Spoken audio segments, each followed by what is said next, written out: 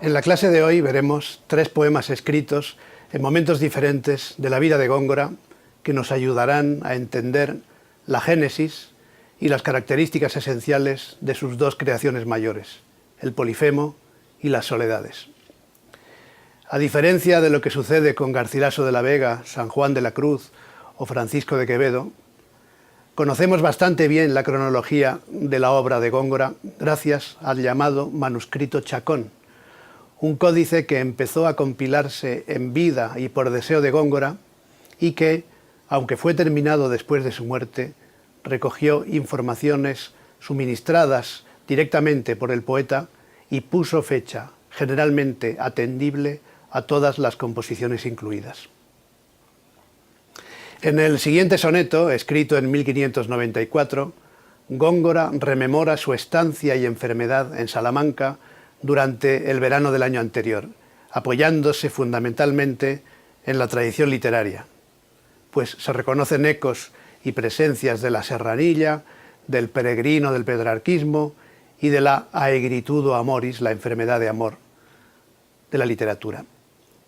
La figura y las aventuras del protagonista, el uso de la tercera persona y algunos detalles más del soneto prefiguran con 2 décadas de anticipación varios elementos esenciales de la trama de las Soledades: el extravío amoroso, la confusión del camino, los ladridos del perro siempre despierto, el amanecer y la bella dama esquiva.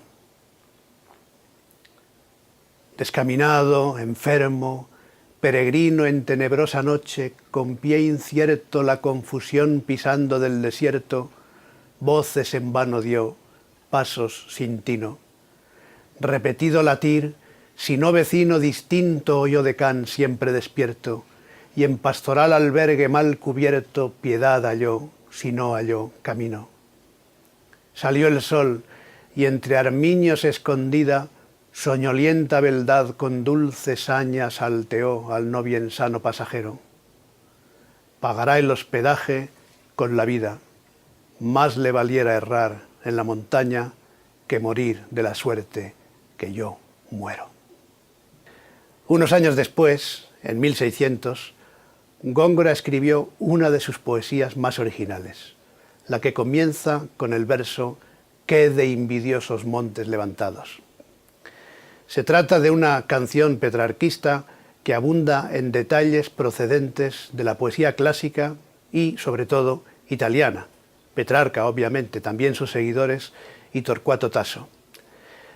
La distancia vadeada con el auxilio del pensamiento, la militia amoris o los adornos habituales en la tradición epitalámica. Sin embargo, la voz del poeta va cambiando por sorpresa de interlocutor. Primero habla con la dama, versos 1 a 18, después con el pensamiento, versos 19 a 42, para dirigirse a continuación a la feliz pareja de esposos, versos 43 a 54, y terminar hablando con la propia composición, versos 55 a 57, siguiendo un original proceso de distanciamiento que dispone al personaje en una actitud semejante a la del narrador de las Soledades. Canción, di al pensamiento que corra la cortina y vuelva al desdichado que camina. Se trata, como he dicho, de una canción compuesta por 6 estancias de 9 versos, más el envío, que es el fragmento que acabo de leer, y contiene algunos de los rasgos de estilo más característicos de Góngora. Cultismos de acepción, como impedir con el sentido de cargar, o defender, en cambio, con el sentido de impedir, construcciones absolutas, muerta la voz, suelto el cabello, y de acusativo griego, como en el primer verso de la estancia que cito a continuación.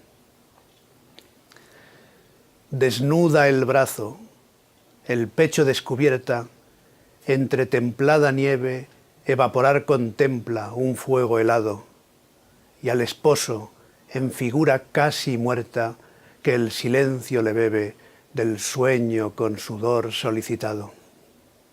Dormid, que el Dios alado de vuestras almas dueño, con el dedo en la boca os guarda el sueño. Toda la escena es de una gran plasticidad.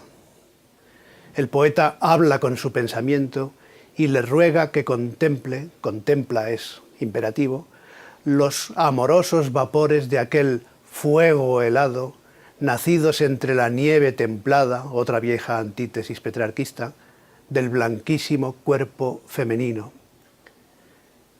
El esposo, exhausto, casi dormido, besa los labios silentes de su amada mientras ella duerme. Finalmente, Cupido vela el sueño de los amantes.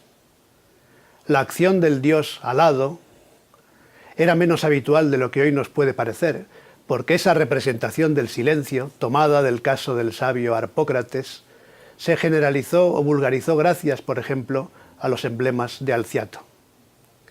Pero lo que importa, más allá de estas referencias eruditas, es la efectiva aliteración del penúltimo endecasílabo de la estancia, especialmente notoria en boca de un cordobés de 1600, del sueño con sudor solicitado, y el bello modo que escoge para decirnos que los amantes se han ganado a pulso su descanso, que lo han requerido con el esfuerzo de sus abrazos. El contexto epitalámico y la celebración de la felicidad ajena de los versos que siguen, coronada del deseo de gloria en recordando, sea el lecho de batalla campo blando, nos transmiten un ambiente y una actitud afines a los del espléndido endecasílabo que servirá de broche a la soledad primera. A batallas de amor, campo de pluma. Avancemos unos años más. En 1609, después de un viaje por el norte de España, Góngora pasó unos meses en Madrid e intentó avivar el proceso judicial relacionado con la muerte de un sobrino suyo. Hastiado por los lentos pleitos y las mentirosas adulaciones de la corte, Góngora decidió volver a su huerta cordobesa y el mejor eco de su despecho es un poema en tercetos compuesto en octubre de 1609, justo antes de abandonar Madrid, pues alude como asunto de actualidad al decreto de expulsión de los moriscos valencianos, publicado el 22 de septiembre, y refleja el desengaño del autor tras la sentencia del citado proceso, fallada el día 3 del mes siguiente. La situación del poema procede de la sátira tercera de Juvenal, que contiene una larga retahíla de críticas a Roma, acallada también por la llegada de las cabalgaduras. Es, además, una espléndida recreación del tema del menosprecio de corte y alabanza de aldea, y como en otras epístolas morales de la época, se recuerdan algunos motivos del Beatus Ille Horaciano, los frutos del huerto, el modesto servicio campestre o la comida no comprada. Leo solo los primeros tercetos porque es un poema extenso. Malhaya el que en señores idolatra y en Madrid desperdicia sus dineros, si ha de hacer al salir una moatra. Arroyos de mi huerta lisonjeros, lisonjeros, mal dije, que sois claros. Dios me saque de aquí y me deje veros. A partir de ese momento, en su retiro cordobés, Góngora concibió sus proyectos más ambiciosos. La historia posterior es conocida, pero varios aspectos fundamentales de los grandes poemas escritos entre 1612 y 1614 pueden rastrearse en poemas anteriores. El náufrago desamorado, la exaltación de la felicidad ajena, la mezcla de estilos y géneros, el distanciamiento vital y narrativo, la convivencia de burlas y veras, el imperio de la palabra sobre la realidad, el peso de la tradición. También esos detalles nos muestran que la soledad no es un lugar, es un estado, un paisaje del espíritu.